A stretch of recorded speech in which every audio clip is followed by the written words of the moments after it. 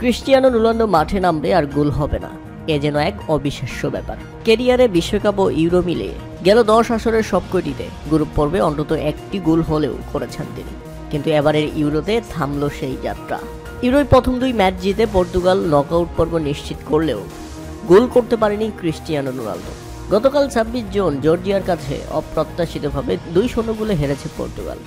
দলের বিপদের দিন কিছুই করতে পারেনি রোনালদো। তাই তো আলোহীন এই মহাতারকাকে ম্যাচ শেষ হওয়ার আগেই মাঠ থেকে তুলে নেন কোচ রবার্তো মার্টিনেজ। আর তখনই ঘটে এক অপ্রত্যাশিত ঘটনা।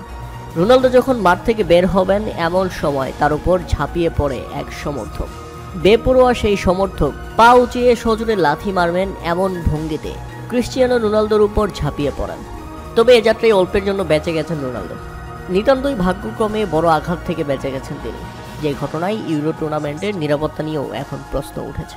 আপনারা ভালো করে দেখলেই বুঝতে পারবেন সেই সমর্থক যেভাবে আক্রমণ করেছিলেন, তার কোনো একটি পা যদি রোনালদোর বুকে লাগতো তাহলে কি একটা হয়ে যেত।